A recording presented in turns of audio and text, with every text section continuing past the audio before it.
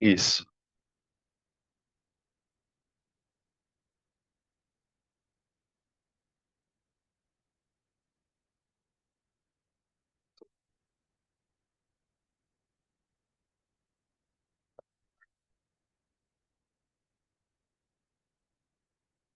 Estão me ouvindo, gente?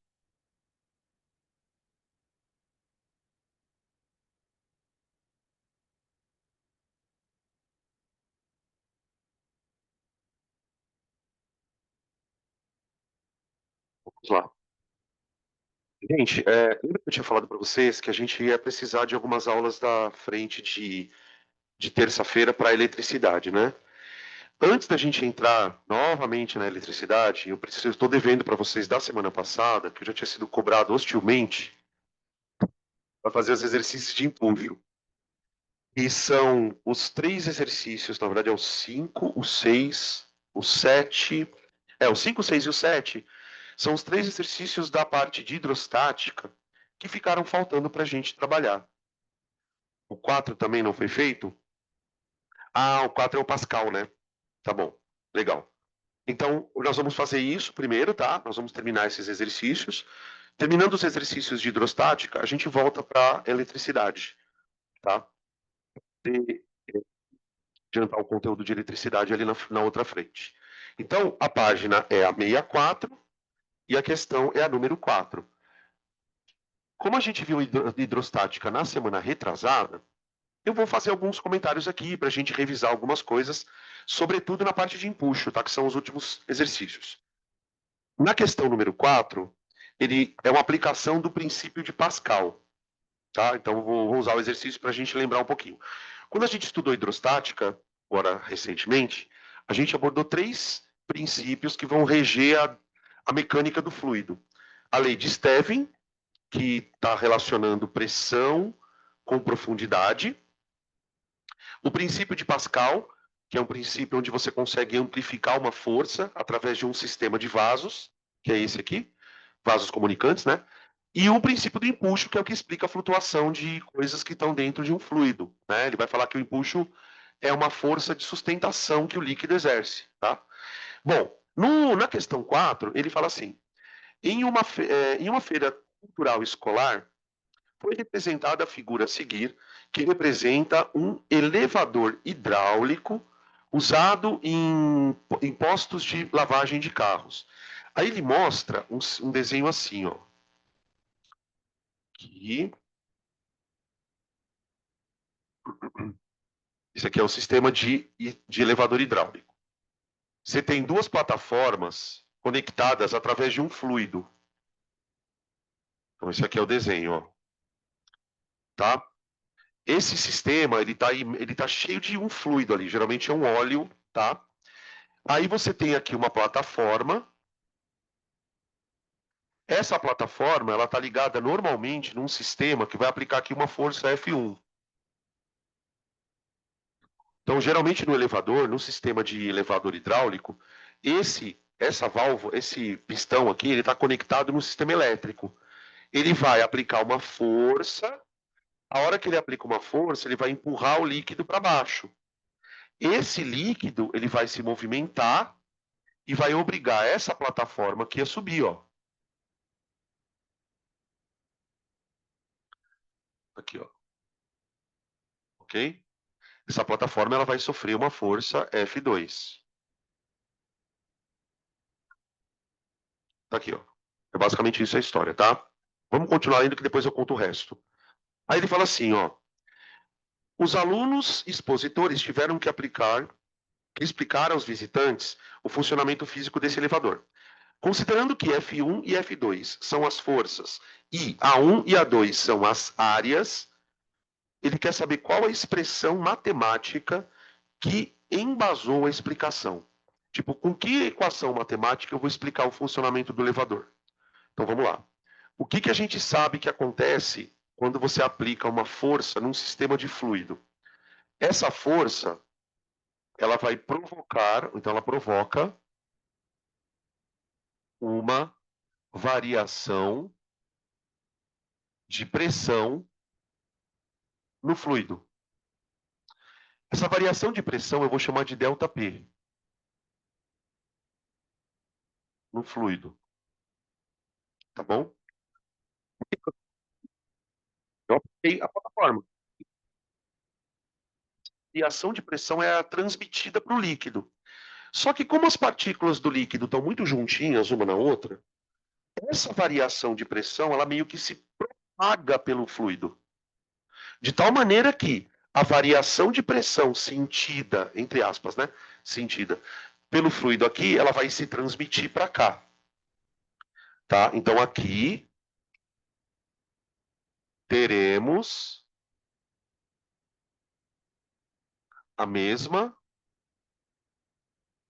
variação de pressão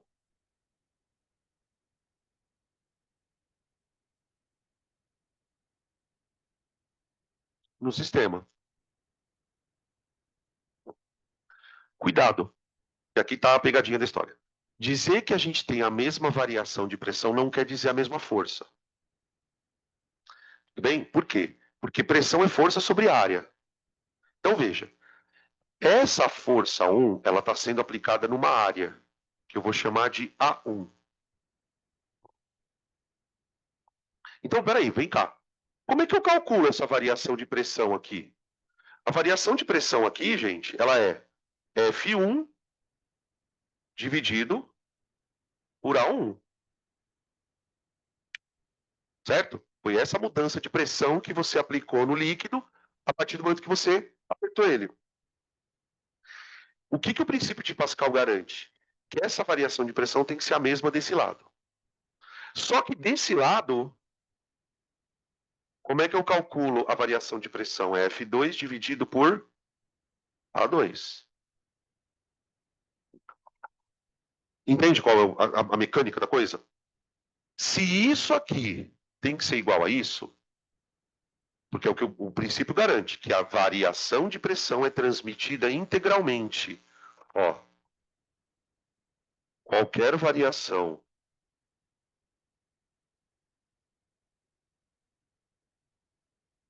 de pressão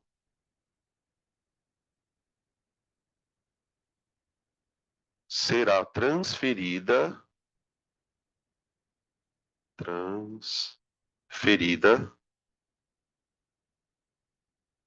integralmente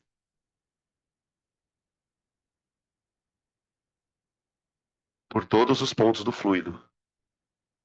Por todos os pontos do fluido.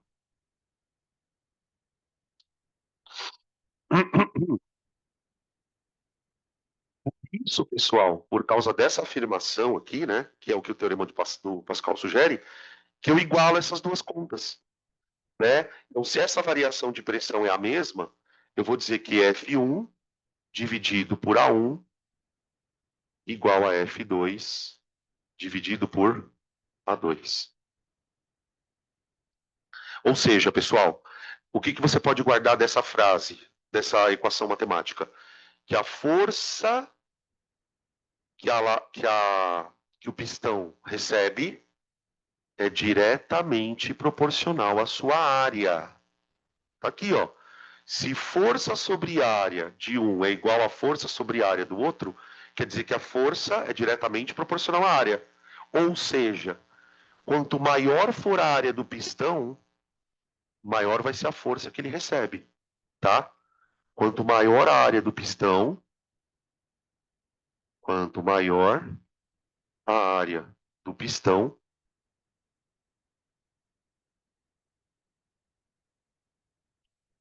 vírgula, maior o valor de F2. Maior o valor de F2. Essa percepção ela é interessante, por quê, pessoal? Porque como geralmente são questões muito fáceis, você consegue resolver a questão de cabeça, quando é uma questão de cálculo. Por exemplo, vamos supor, essa área aqui ela vale, sei lá, 1 metro quadrado. Então você aplica uma força numa área de 1 metro quadrado. Se essa área for de 5 metros quadrados, a força é 5 vezes maior. Acabou. Simples assim, tá? Porque geralmente a pergunta vem nessa linha. A pergunta que ele fez no enunciado, né? Se você olhar nas alternativas, ele acabou isolando o F1. Ele acabou isolando o F1. E aí é simples, né? Para você isolar o F1, ó, F1 igual a F2 vezes A1 dividido por A2. Ó, pronto. É isso aqui. A1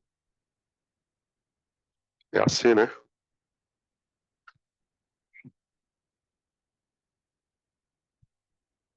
Não, não é C.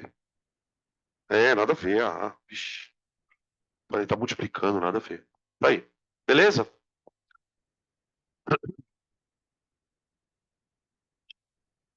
E se vocês pegarem qualquer exercício que envolva o princípio de Pascal, é sempre a mesma coisa, tá, gente? Por isso que eu acho que esse assunto não cai tanto. Não tem como ferrar a vida de vocês, né? Vocês entendem. Bom, aí a gente entra nas questões de empuxo. Aí a coisa é um pouco mais complicadinha, né? Vamos só lembrar rapidamente algumas coisas sobre empuxo?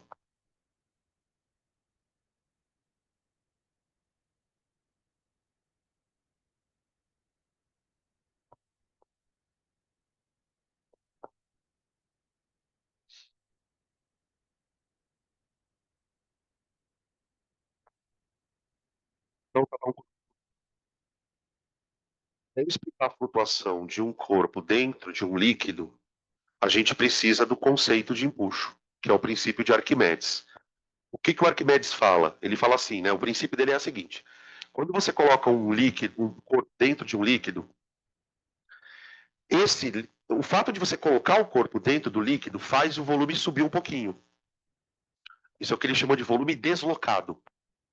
O que que o Arquimedes descobriu? Que quando você desloca esse volume de líquido, esse volume que você deslocou vai se transformar numa espécie de empuxo, uma espécie de força ascendente, que é a que a gente representa aqui, empuxo, tá?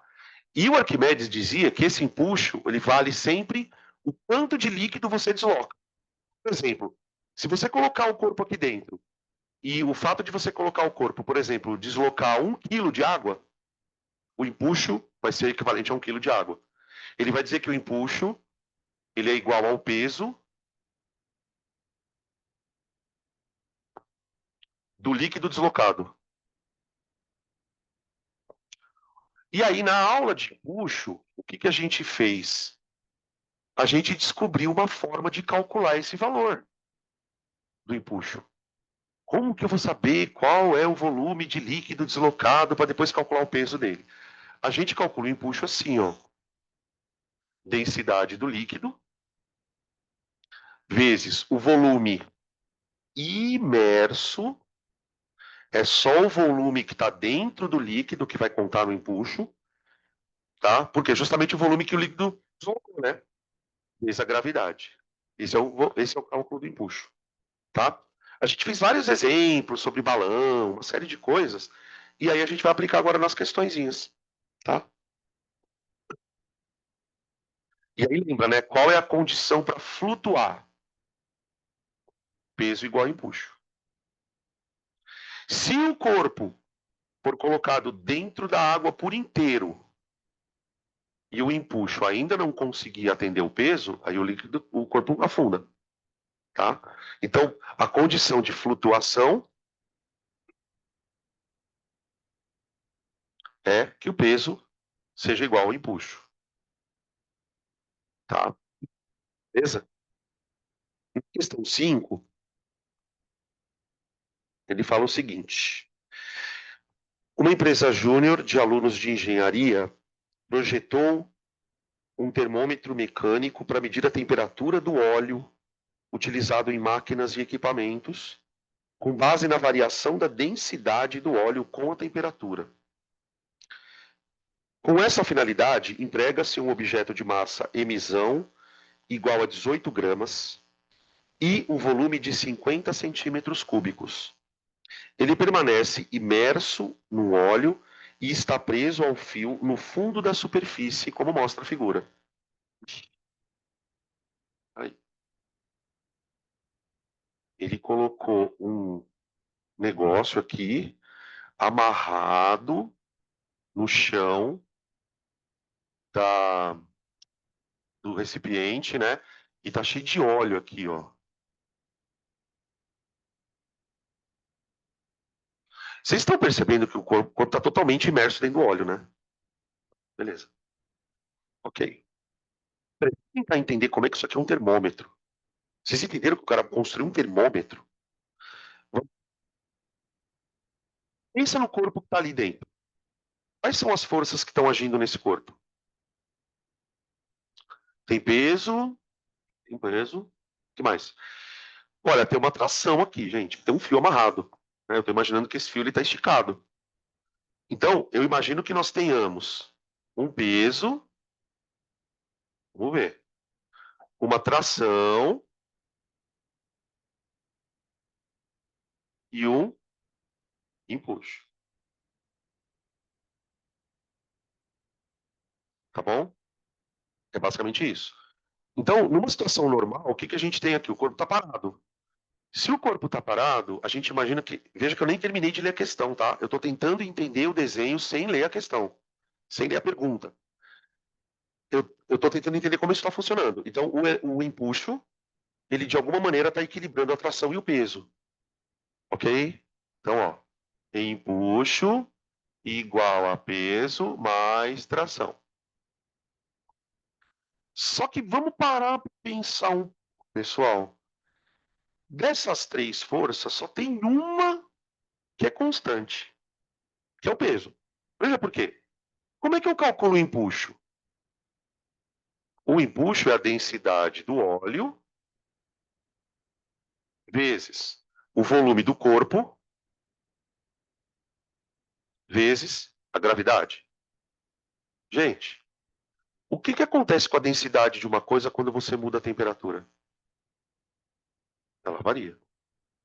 Então é aqui que está a resposta da questão. Qual que é a ideia? Veja que no começo do texto ele fala assim que os alunos foram tentar construir um termômetro. Então o que, que acontece? Se o óleo estiver mais quente ou mais frio, a densidade muda. Se a densidade do óleo muda, o empuxo muda. Se o empuxo muda, a tração muda. Conseguem pensar nessa ideia? Eu posso dizer, por exemplo, se eu quiser isolar a tração aqui, que a tração é igual a empuxo menos o peso. Então, olha a loucura dos malucos. O empuxo depende da densidade, que por sua vez depende da temperatura. Então é mais ou menos assim a brincadeira. Quando o óleo está muito quente, a densidade dele cai. Quando a densidade dele cai, o que, que acontece com o valor da tração? Cai junto. E assim a coisa anda. Se o óleo estiver mais quente ou mais frio, esse valor diminui ou aumenta. Tudo bem? Então, de alguma maneira, ele deve tentar descobrir a temperatura do óleo pela densidade e ele vai tentar calcular alguma coisa aqui na tração. Vamos ver o que ele vai falar ali. Ele diz assim, ó, a temperatura é medida por meio, ó, a temperatura é medida por meio da variação da tensão no fio. Então, tipo, pela tensão, ele vai tentar descobrir a temperatura. O gráfico a seguir mostra a dependência da densidade com a temperatura. Estão olhando ali?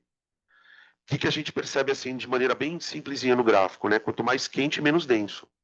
Ok? Tá. Note e adote. Despreze a massa do fio. Desprezei. Nessa configuração, qual a temperatura na qual a tensão da corda se anula? Então ele quer saber o seguinte: qual que deve ser a temperatura aqui para que a tração no fio seja zero?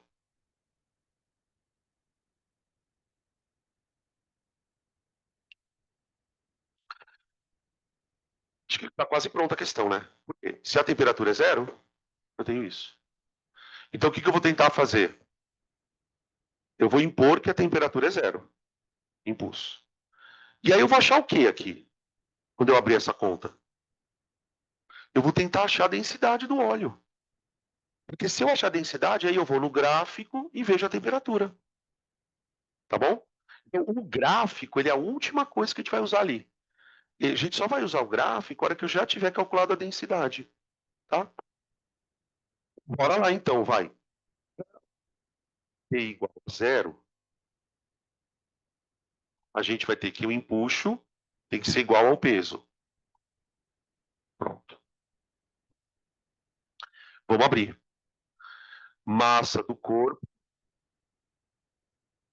vezes gravidade igual. Ei, eu fiz ao contrário, né? Tudo bem.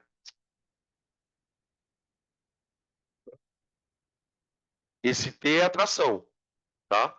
Que é zero. Então, nesse caso, a gente está numa situação em que a atração não é mais necessária. Tipo, se eu cortar o fio, o corpo continua parado.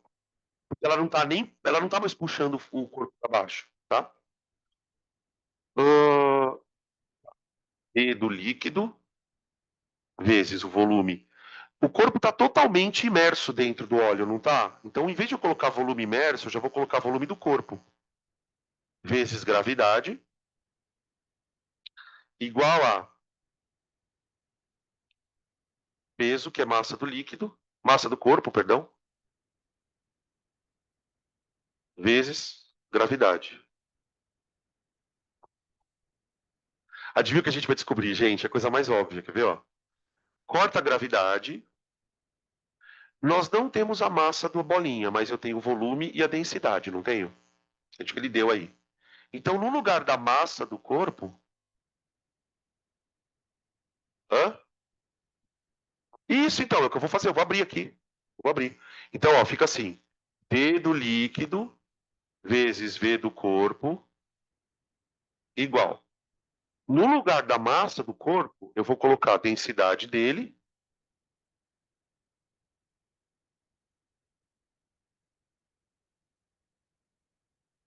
Não, tudo bem, gente. Deixa eu terminar de fazer a conta.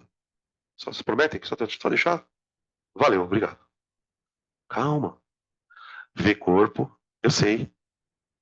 Vezes, tá. Ó, olha o que eu acabei de descobrir. O que eu acabei de descobrir? Que a densidade do óleo tem que ser igual à do corpo. Afinal de contas, o corpo está parado aqui, não tá? Qual que é a brincadeira que vocês aprendem desde quando vocês têm 11 anos de idade? O menos denso boia, o mais denso afunda. E o que tem a mesma densidade? Fica lá parado. Então a gente acabou de descobrir que a densidade do óleo, para a bolinha ficar parada aqui, sem tração, né, sem subir nem descer, a densidade dela, do corpo, tem que ser igual a do óleo. Tudo bem? Vamos lá, pessoal, agora, é agora. Agora é a vez de vocês, vai. Ah, a densidade do óleo, então é. Como é que vocês falaram para mim? Dan, Dan. Ele tem a massa. A massa é 20, né? Ah, é o volume que é 20? 18 sobre 20. Isso vai dar 0,9, né? 0,9 gramas por centímetro cúbico.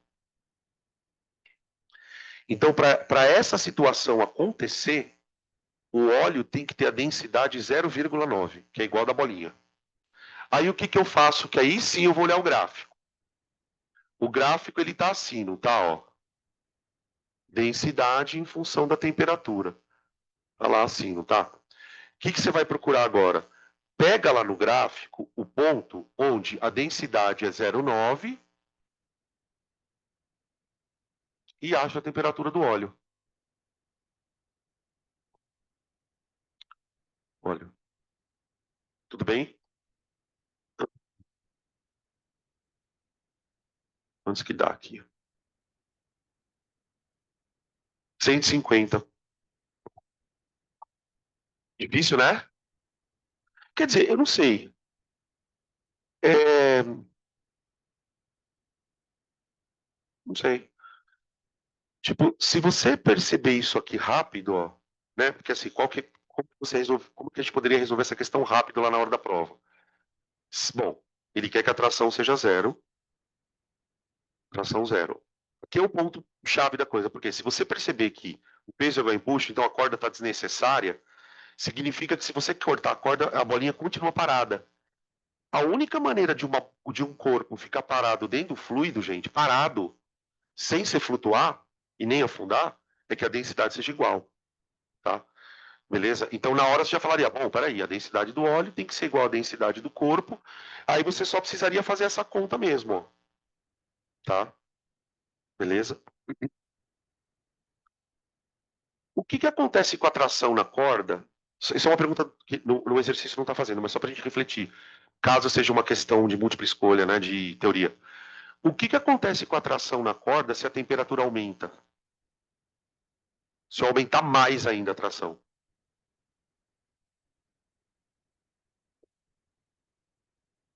A tração é o empuxo menos o peso. Então isso aqui existe um valor, certo? Beleza? O que que acontece? O que que a gente está percebendo no gráfico, né? Quando a temperatura aumenta, o que que acontece com o empuxo? Diminui. Isso é o que ele está mostrando. Ah, mas como que você sabe, Danilo? Porque a densidade diminui, gente.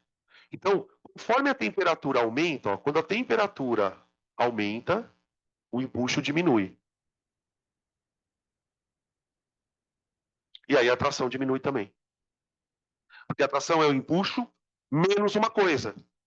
Se aquela coisa já está diminuindo, o resultado também diminui. Tá? Beleza? Questão 6. Essa bolinha está afundada. A 6.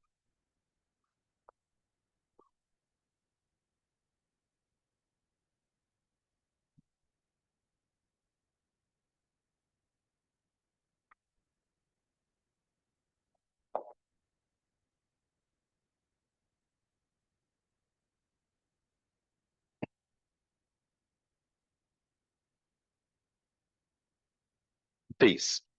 Uma esfera oca de ferro, que tem peso 7,8 newtons, é colocada na água, ficando totalmente submersa e sujeita a um empuxo de intensidade 3 newtons.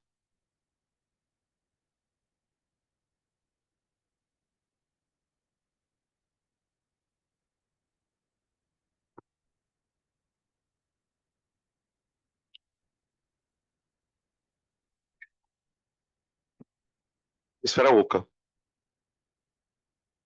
Ô, gente, presta atenção, ele deu o peso da esfera. Ele falou que a bolinha pesa 7,8 newtons.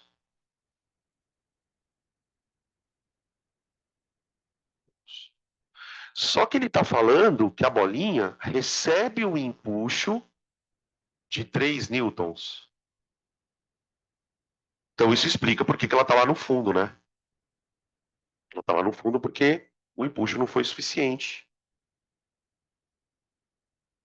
para segurar o peso, tá bom? Ô, gente, deixa eu fazer uma pergunta nada a ver, tá? Qual o valor da normal? Que é o seguinte, a bolinha está encostada no chão ali. Quanto vale a normal ali no chão? Ah, demorou demais já. 4,8. Tem que ser 4,8. Por quê? A força resultante dá zero. Né? Você tem uma normal, aqui, que a gente pode colocar ela aqui, tá? Ô, gente, a normal seria, só para a gente fazer um paralelo com a aula de elevador, o que, que seria a normal? Seria o peso da balança se você colocasse uma balança ali dentro. Tipo, se você pegasse o corpo, né? E ao invés de posicionar ele no chão, posicionasse ele em cima de uma balança, a balança ia marcar 4,8 newtons, que é o que a balança marca normal. Tá? Por isso, isso explica de uma forma mais simples, por que que quando a gente está na água, a sensação dos nossos pés na água ela fica menor, você fica mais leve, porque a água ela aplica um empuxo na gente, e esse empuxo ele diminui a nossa força de contato no chão. Tá? Essa é a sensação da gente estar mais leve na água, por causa do empuxo. Tudo bem? Continuando. Desprezando o peso do ar que tem dentro da bolinha, considerando a gravidade 10 e as massas específicas da água e do ferro, então ele deu a densidade da água, deu a densidade do ferro, tá? Qual é o volume da parte oca da esfera? Ele quer o volume que está aqui dentro, ó. O volume da parte oca. Bem bizarra essa questão, né? Percebeu que ele não quer o volume da esfera, ele quer o volume da parte oca. Ô, gente, a esfera é oca, mas espera um pouquinho. Tem toda uma casca de ferro, né? Então, ele fala: despreze a massa do ar que está lá dentro. Então, a gente vai imaginar que faz de conta que essa esfera tem um vácuo aqui dentro, de tal maneira que esse peso ele é decorrente da casca dela. A casca de ferro, ela tem um peso ali, e ela que vai fazer esse peso, fazer a bolinha descer, tá? Ele quer que eu calcule o volume da parte oca. Volume da parte oca. Bom, me parece claro aqui que a gente vai ter que fazer alguma mágica para fazer aparecer esse volume em alguma conta. Então a gente vai começar do começo. Eu posso dizer que o peso da bolinha é igual à massa da bolinha vezes a gravidade, certo? O empuxo da bolinha, primeiro eu estou separando todas as formas, tá? O empuxo que a bolinha vai sofrer é a densidade da água vezes. É aqui que vai aparecer, tá? É aqui que vai aparecer. Qual é o volume da bolinha, gente? O volume da bolinha, a rigor, é o volume da casca mais o volume da parte oca, tá? Então, o V da bolinha vezes a gravidade. Aqui dentro é que a gente vai abrir, ó, tá? O volume da bolinha, na fórmula do empuxo, a gente coloca sempre o volume que está imerso, não é? Mas como a bolinha está totalmente dentro do líquido, eu considero ela inteira ali no volume imerso. Ô, gente, a gente sabe a diferença desses dois, né?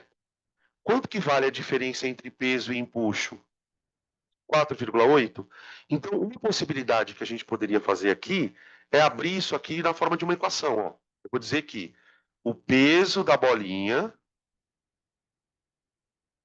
menos o empuxo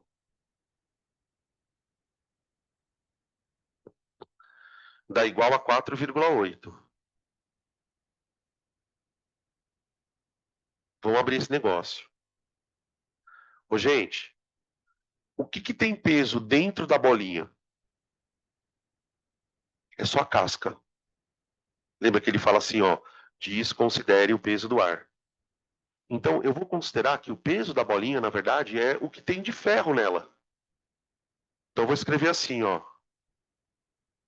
massa do ferro vezes gravidade menos densidade da água vezes volume da bolinha vezes gravidade igual a 4,8. Ó, pessoal, aqui eu peguei o peso, o que eu pensei? A bolinha tem o ferro, a casca e dentro tem ar. Se eu desconsiderar a massa do ar, que ele falou, eu pego a massa do ferro, multiplico pela gravidade e eu tenho o peso da bolinha.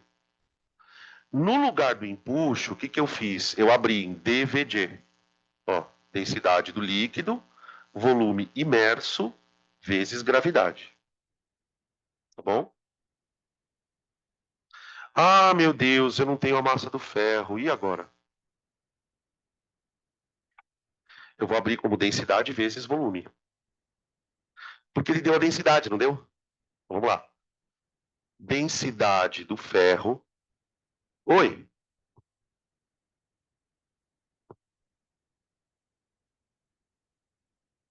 não entendi?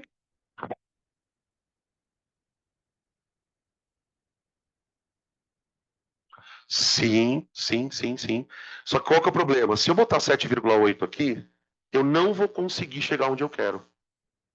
Porque eu não quero o volume da bolinha, eu quero o volume da casca de ferro. Eu vou ter que abrir, quer ver? Porque veja, na hora que eu abrir aqui a massa do ferro, ó, eu vou ter aqui densidade do ferro vezes o volume da casquinha de ferro vezes gravidade. É isso aqui, ó. Aí menos densidade da água vezes. O que é o volume da bolinha? O volume da bolinha é o volume da casca mais o que está lá dentro. Então é volume do ferro mais V do oco, vezes gravidade, igual a 4,8. Aqui, ó. Tá? Muito bizarra a conta, ó.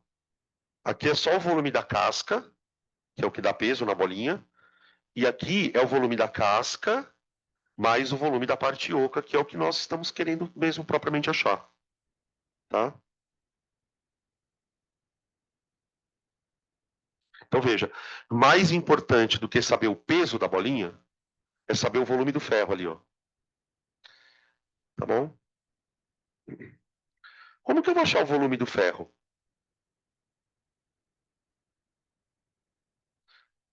Porque, ó, veja que nessa conta eu tenho a gravidade já, ela vale 10, eu tenho a densidade do ferro e eu tenho a densidade da água.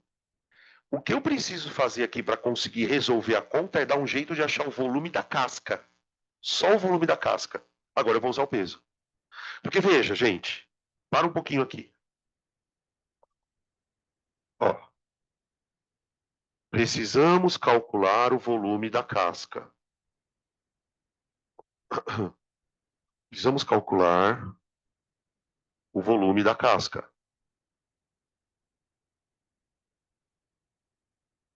Como a casca é feita só de ferro, eu tenho isso aqui, ó.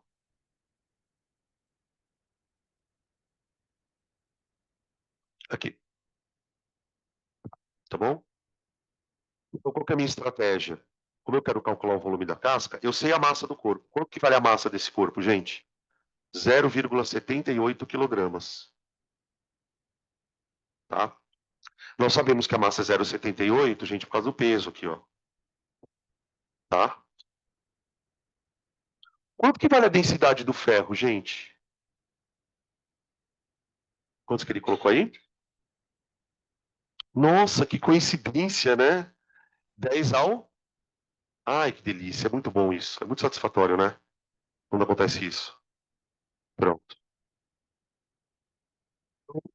É, eu quero volume, né? Eu quero volume. Então, o volume da casca é 7,8 10 a menos 1, porque eu vou colocar em quilogramas, tá, pessoal? Mesmo, 7,8 10 a menos 1, dividido pela densidade, que é 7,8 10 elevado a menos... Ah, não, vezes terceira, perdão. Vezes terceira. Cuidado aqui, pessoal, porque como a gente está trabalhando num sistema internacional, o volume vai sair em metro cúbico, tá? Vai dar 10 elevado a menos 4, né? 10, nossa, a menos 4 metro cúbico, tá bom? 1 metro cúbico são 1.000 litros. 1.000 litros são 1 milhão de ml. Então, para você passar isso aqui para ml, você multiplica por 10 a sexta. Vai dar 100 ml. Calma que isso não é a resposta. Isso que eu acabei de calcular, pessoal, é só o volume da casquinha dela, que é a parte de ferro. Só que qual que é a parte boa da história? Como eu tenho esse volume aqui já, agora eu posso voltar para essa conta aqui, ó. Essa conta aqui, pessoal, é a conta que eu tenho que desenvolver para achar o volume da parte oca. Só que por que eu tive que parar essa conta? Eu não tinha o volume da casca. Entenderam? Então agora que eu já calculei o volume, por favor, coloque em metro cúbico aqui para não dar problema no cálculo, tá? Então eu faço isso agora, voltando na equação. Eu vou copiar a equação de novo aqui, ó. D ferro vezes volume da casca vezes gravidade menos D água vezes volume da casca menos volume oco vezes gravidade igual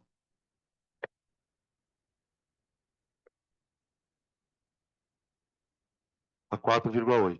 Olha que beleza, tá bom? Oi.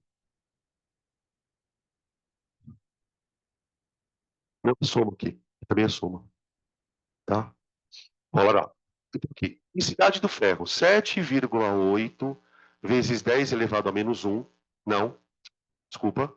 Terceira, vezes. Volume da casca de ferro. O volume da casca de ferro, ó, 10 a menos 4 vezes gravidade. Tudo bem? Menos. Densidade da água. Quantos que ele pôs aí? 10 a terceira?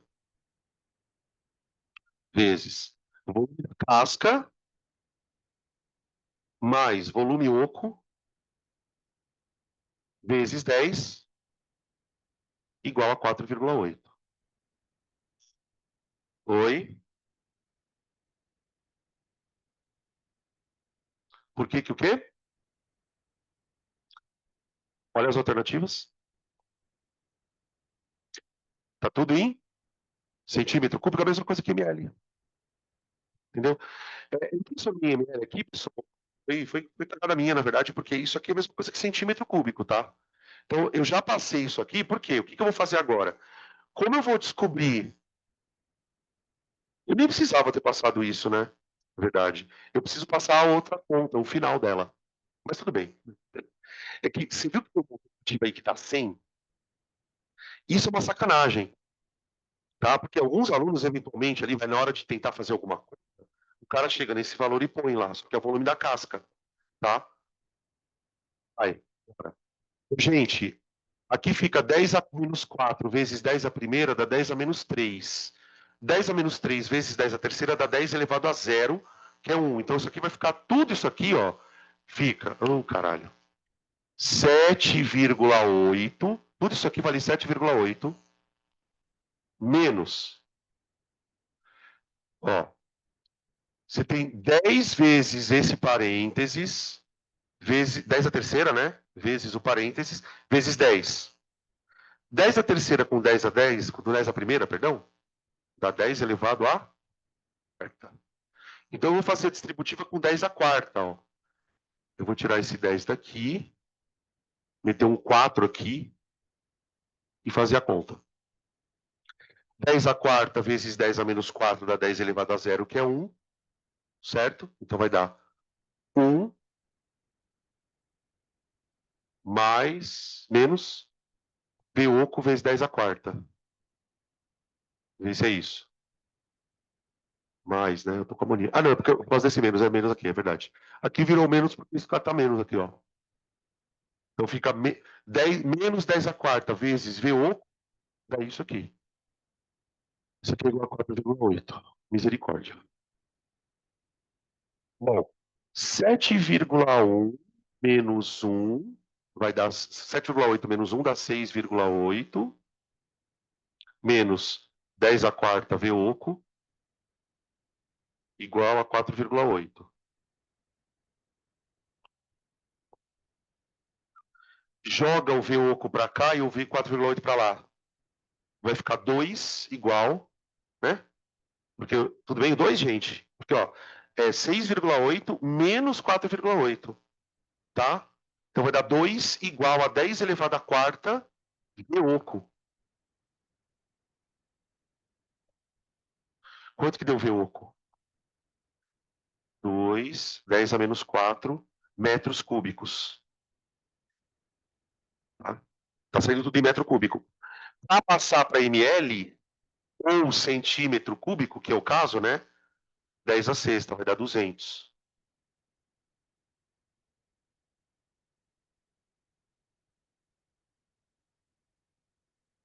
Tá?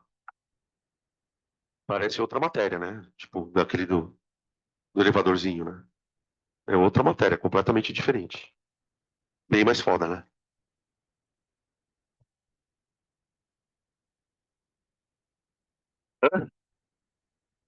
Tá muito frio?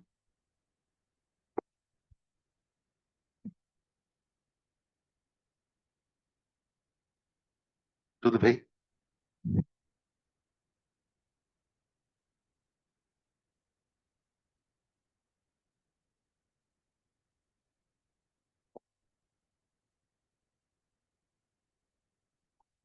29, calma.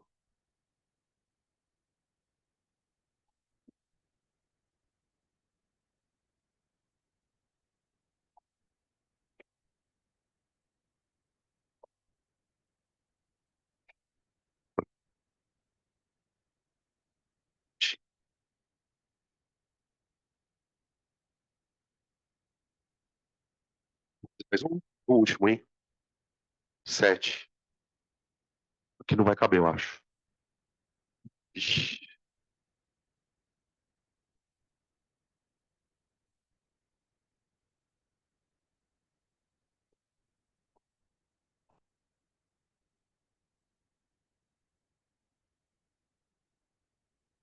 7.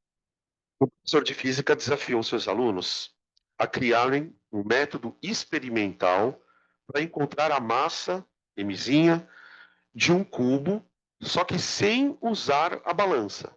Tipo assim, eu vou ter que medir a massa do cubo sem pegar o cubo da balança.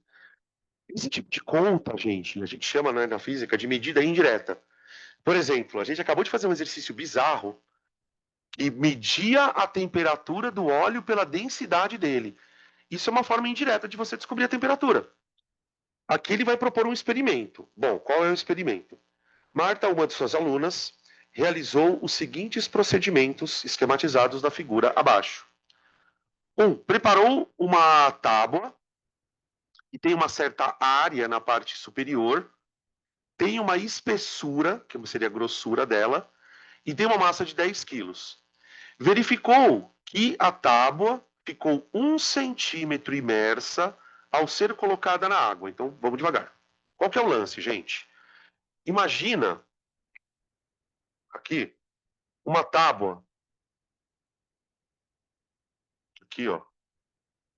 Eu vou desenhar a tábua primeiro grandona, depois a gente faz ela menorzinha. E ele vai pegar essa tábua aqui, veja, ela tem uma área, percebe aqui, ó? Tem uma área, e ela tem uma espessura, a qual ele chamou de H. Tá bom? Essa tábua diz que pesa 10 quilos, né? A massa, perdão, 10 quilos. Então, o peso dela vale 100 newtons. Ok? Gente, se eu pegar essa chapa, colocar ela na água, o que vai acontecer com ela? Ou ela flutua ou ela afunda. Das duas, uma.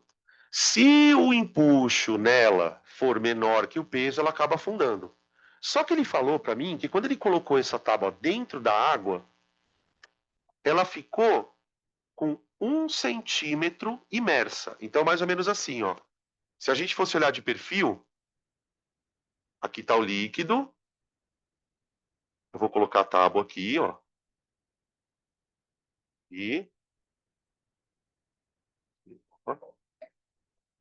de tal maneira, pessoal, que a gente tem essa configuração aqui, ó. Essa partezinha aqui que está dentro da água, ela vale 1 centímetro. Tudo bem? Ô, gente, deixa eu fazer uma pergunta aqui, só por a título de curiosidade. Como é que eu faço para calcular o volume dessa tábua? Então, vem cá, ó. O volume imerso dessa tábua, que é o volume que está sujeito ao empuxo, né? Ele é a área da base vezes a altura imersa. Então, tipo assim, eu posso fazer uma relação aqui do volume que está lá dentro da água com quanto da tábua está aprofundada. Tudo bem até aqui? Beleza. Tá. Então, sabe uma coisa que eu acabei de descobrir? Olha que interessante. Quando a tábua está sozinha na água, é só o peso dela e o empuxo, concorda? Ela está sozinha. Então, eu botei a tábua ali, ela flutuou. Se ela flutuou, quer dizer que o empuxo ele está sustentando o próprio peso dela. Ah, então pera um pouquinho. Essa altura que ela afundou é a altura necessária para equilibrar que peso? 100 newtons. Então eu vou fazer uma coisa muito diferente aqui. Eu vou relacionar o empuxo com a altura da tábua. Eu vou dizer o seguinte, ó. Para essa altura aqui de 1 centímetro, então qual que é o raciocínio? Veja, eu não vou fazer conta, presta atenção, porque isso é lógica.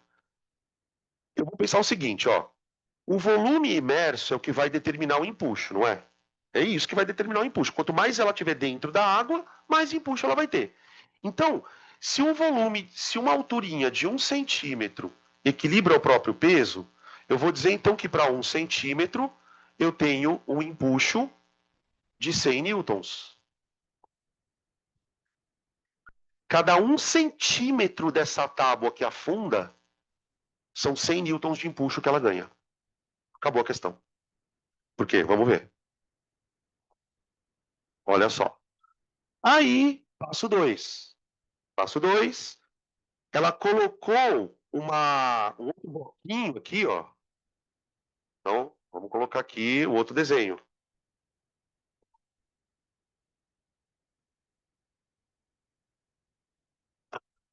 O que ela fez, pessoal? Ao invés dela deixar a tábua sozinha na água, o que ela fez? Ela colocou um bloquinho em cima da tábua. Gente, obviamente, o que aconteceu com a tábua? Ela afunda um pouquinho mais. Tá bom. Aí ele fala assim, ó. é, colocou lá na água. Verificou que a tábua ficou 1,6 centímetros. Pronto. 1,6 centímetros imersa quando uma massa Mzinho foi colocada na parte superior. Então, essa massa aqui, ó, ela acrescentou 0,6 centímetros de afundamento. Beleza. Acabou, né? Qual a alternativa que apresenta o valor da massa? Gente, se 1 centímetro de afundamento me dá um incremento de 100 newtons de empuxo, quando a tábua está 1,6 centímetros imersa, quanto de empuxo ela está sofrendo? 160. Ah, pronto. Calma aí, calma. Tábua vazia, empuxo 100. Tábua com bloquinho, empuxo 160. O que significa essa diferença, gente? É o peso do bloquinho.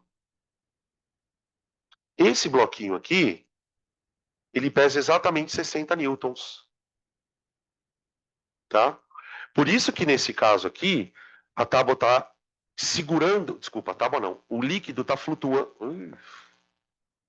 O líquido está segurando a tábua com 160 newtons. Por quê? São 100 newtons para segurar a própria tábua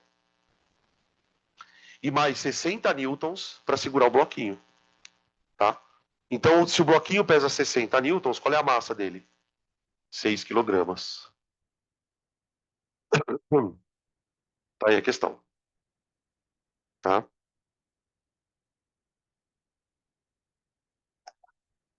Beleza? É isso.